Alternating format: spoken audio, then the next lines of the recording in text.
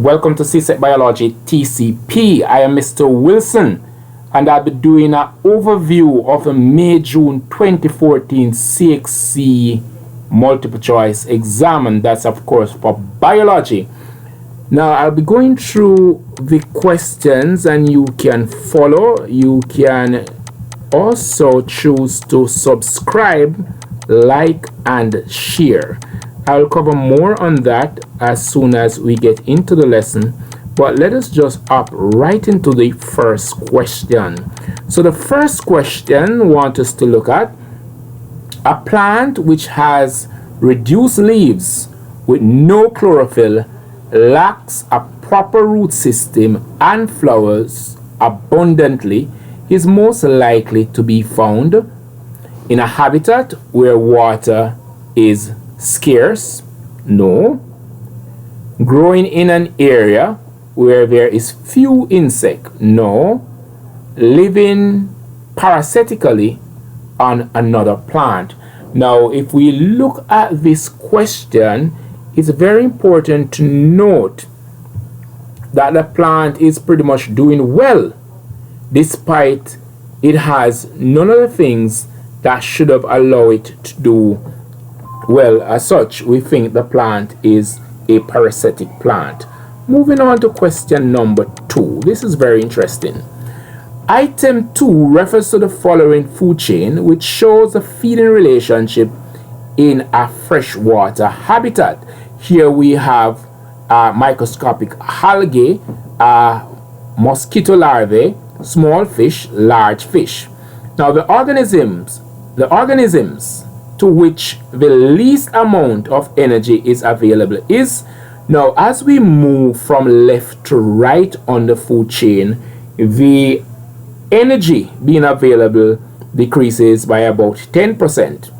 With that said, then our only answer here could have been D. Large fish is getting the smallest, getting the least amount of energy. Let's move on to question number 3. Item 3 refers to the following list: number of legs, body temperature, shape of body, and type of body covering. Of course, this is a repeated question. The dead remains of a previously unknown animal are found in a forest.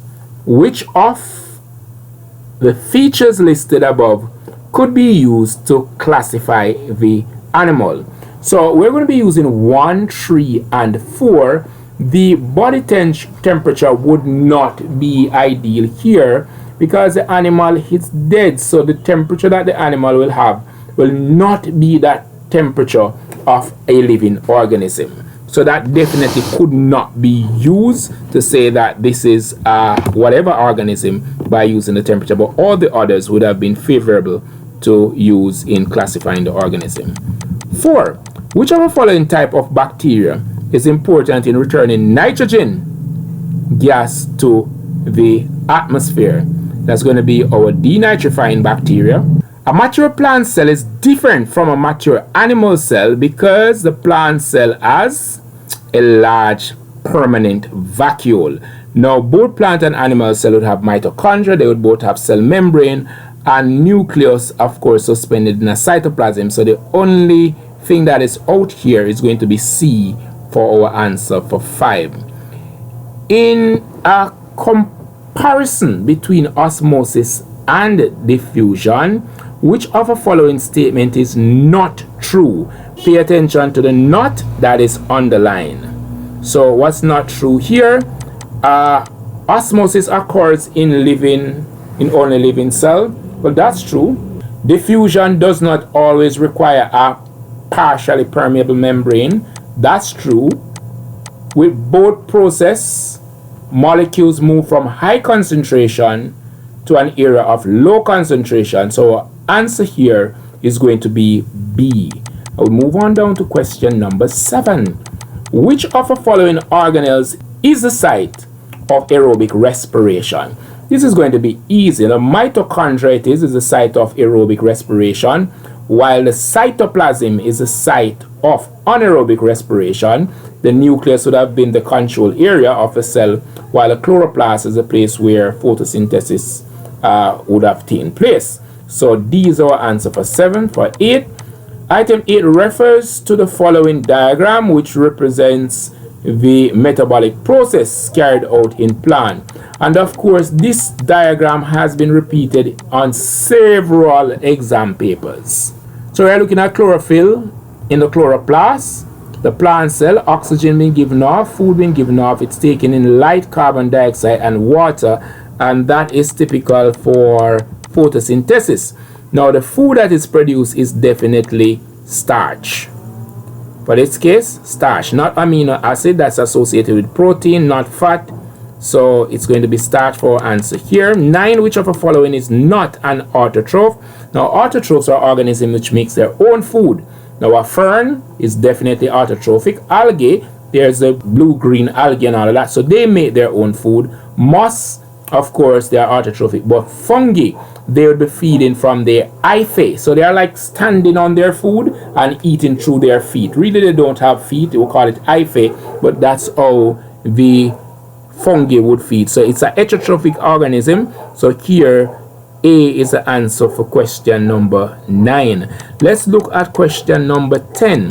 Question number 10 is pretty much based on this diagram. Let's look at the diagram here. Let's read. Item 10 refers to the following experiment. A green and white variegated leaf is exposed to light for 3 hours and then tested for starch. So light and variegated is very, very important in this experiment. The result of a test are shown in the diagram below. Now we have seen this diagram several times. However, the question is somewhat tweaked a little bit, so you need to pay attention to the question, even if they tend to seem really, really familiar. You have seen them several times before. Little words might be changed here and there, and that you must pay attention to ensure that you score that one for your exam. So what we're required to do here, based on the experiment, which of the following condition is necessary for photosynthesis? So we saw light there, and we saw chlorophyll. If it's a variegated leaf, it's a photosynthesis question. So usually, once it's a variegated leaf, it's going to be chlorophyll. But here we're seeing that light is added. So our answer here is going to be chlorophyll. So it's based on the experiment, which of the following condition is necessary for photosynthesis? On the 2013 paper, the answer is light and chlorophyll. However, on this paper, question 10, your answer is C. Let's look at 11. When enzymes are boiled, they are unable to function. This is because an increase in temperature. Well, the thing about enzymes are really chemical. They are not organisms. And what high temperatures tend to do is to denature the enzyme, preventing it from doing what it is supposed to do. So C is going to be our answer here for question number 11.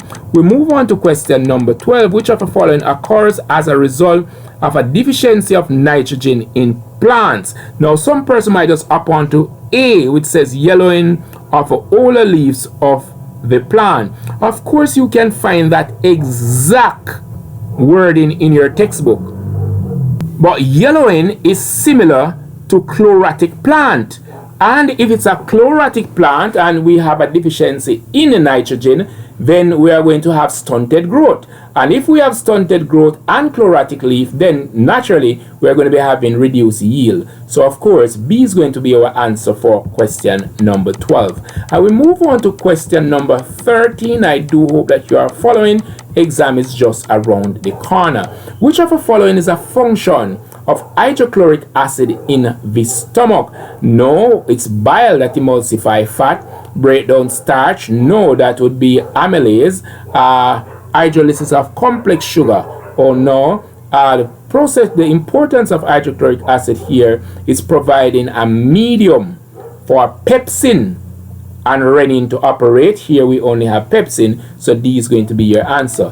For question 14, the role of respiration is best described as the release of energy, and that is pretty much like the primary definition or the simplest form of definition that we could use for respiration. Let's look at item number 15, which refers to the following graph, which shows the oxygen uptake of an athlete at rest, during exercise, and after a period of exercise, the recovery period. And there we're seeing it nicely laid out, and it brings me right back to a vital capacity or the lung capacity when I see a diagram like this. Now the ice concentration of lactic acid in the athlete's muscle occurs at 2. Now remember, when we have lactic acid there, we are going through the oxygen depth, and what is happening is that the body is using oxygen that actually we did not breathe in. So it's using up the respiratory, a little of the respiratory reserve, and that has to be paid for. So B is going to be our answer here for question number 15. Let's look at question number 16. Now question number 16, which of the following is an effect of nicotine found in cigarette smoke? Now the popular answer here is usually that nicotine is addictive, but for this particular question your answer is going to be A. It will increase heart rate. For 18, the right ventricle collect bloods from the, so we're looking at the right ventricle, so the right ventricle is definitely going to collect the blood from the right atrium, not from the pulmonary artery and not from the vena cava. The right ventricle, of course, is going to collect from the right atrium, and the right atrium is going to collect from the vena cava. So C is our answer here. And we move right along to question number 19. An amoeba obtains all the oxygen it needs by diffusion via its cell membrane, while human needs to have a special respiratory surface for this purpose. The best reason for this difference is that the amoeba does not require much oxygen. No. Oxygen cannot pass through. No. And this is a repeated question. Again, our answer here is going to be D, and it's always going to be this when we look at large organism versus microscopic organism. Humans' surface area to volume ratio is too small for diffusion to be effective, and I have a video on this particular question. I will place it in the description below. So we move on down to question number 20. Item 20 refers to the following diagram, which show the longitudinal section of the stem of a plant, and we're looking pretty much at the phloem, and that there with X is the companion cell. So the part labeled X is of course the companion cell, and this is going to be very, very easy for those persons who have a good grasp of transporting plant, looking at the xylem and the phloem. Now, under which condition will the rate of transpiration in plants be highest? Now it's of course going to be on a sunny and of course high windy day or high speed wind. What will happen here is that we are going to be having the water moving so quickly, trying to cool the plant, so we're going to have the rate of transpiration being very, very quick. It's going to move pretty fast, that the plant will go into a state we call wilting, and if it continues to move water and there's not enough water, then it moves from what we refer to as transient wilting to permanent wilting. 22 mineral salts in plants are transported mainly through the xylem vessel. So the xylem vessel is going to be carrying your water and mineral salt. So these are our answer here for question number 22, while B was our answer for question 21. So we move to question number 23, and this question promises to be one that you've always wanted to look at, I promise you. So we're just going to be solving this in a jiffy. Now, storage organ in plants provide food for vegetative reproduction, for the development of embryo, to ensure survival when nutrients is scarce. We're going to be using all, because you know about times when the plant would die back. If you think about a lily and it has to use the storage there in order to stay alive or during winter, of course. So we can all agree with D being the answer for this. And then we're going to move down to question 24, which of the following is not a form of excretion in plants? Let's look at this, because a lot here to look at. Carbon dioxide diffusing in through the stomata. Now pay attention here that the carbon dioxide is coming in and this carbon dioxide is going to be used as a raw material for photosynthesis. So of course the not here fits pretty much for A in 24, so A being our answer there for 24. Let's look at 25, and we're looking at the kidney. Item 25 refers to the following diagram in the mammalian kidney.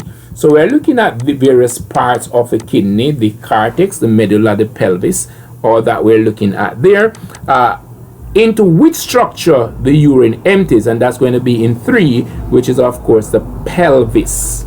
So 25 there being C. 26, which of the following organs is most directly affected when the pituitary gland is malfunctioning? Now this is one that is going to slip over a lot of persons' head, but let us just break this down. The colon, do you know? I don't know any hormone that is directly from the colon or the skin or from the lungs, but we know that even if we didn't know the technical thing for this, we know that on top of the kidney we would have the adrenal gland, but the kidney itself is responsible for vitamin D, and it is also responsible for that hormone which takes place of the production of red blood cell. So our answer here is going to be D for 26. What I want you to do for me in the comments, I want you to tell me the name of the hormone that is produced by the kidney that is responsible for the production of red blood cell. Tell me in the chat. Which of the following is not a feature of a leaf of a xerophyte? Alright, so xerophytes are usually found in the desert and areas where there's not much water. Stomata abundant on the upper surface. That couldn't be, because what we would have is that a high rate of transpiration would be a part of this plant, and because of this high rate of transpiration, we'll be seeing more permanent wilting than transient wilting. Of course, they're going to have needle leaf in order to conserve water, and plunging of stomata deep into the leaf, as it is with the oleander, in order to conserve water, and heavily cutinized. The leaves are very, very thick, so that the water won't leave the leaf that easily. We move on to question 28.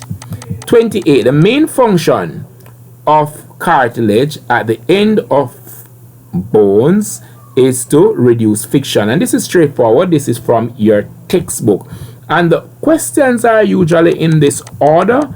Make sure that you follow the papers. I have several multiple choice papers on my channel, and to subscribe, please be reminded to look for that yellow icon, square icon on your video to the right that says Csec Biology TCP. Click on that icon and you'll be able to subscribe. Below the video to the right, you will also find another subscription button. Click on that button, subscribe, and there's a bell beside it. Click the bell and select all. When you select all, you'll always be notified when I'm having classes, when I'm sending out videos, when I'm having marathon, when there's a news break. You'll always get the information. And next thing, to find my many videos, look to the left bottom of your screen. That's below the video. You'll see a blue icon with white writing that says Csec Biology TCP. Click on that icon and it will take you to the back end of my channel to find all my videos. You can also give you a thumbs up. You'll see a thumb pointing upward in the air, so you want to click on that and this video will be saved to your video collection. At the end of this video, you will see some other videos that are suggested on the end of the screen, and if you were supposed to look to the top right of your screen, you'll see a white little circle with an inverted exclamation mark, and that too will give you some suggested video. Just below, beside the save here, if you click those three little dots, you'll see a new little pane open. Click on open transcript if you need the notes for this video. Let's look at question number 30. I do hope that you will like, share, and of course subscribe. Item 30 refers to the following diagram, which shows the structure of a typical vertebra. So there we have it. What is it that we're supposed to solve? We're seeing this on so many papers. It's also on the 2013 paper. So which of the following shows the correct labeling of the parts? So let's look. 3 is of course going to be the neural canal, that's through which the nerves will pass. And of course we have the centrum there, that's a base on which it sits.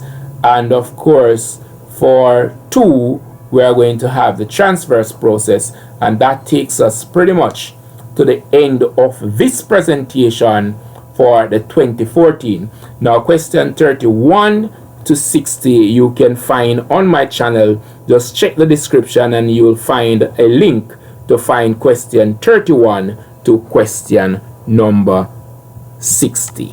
Thanks much for watching, and please be reminded to like, share and subscribe.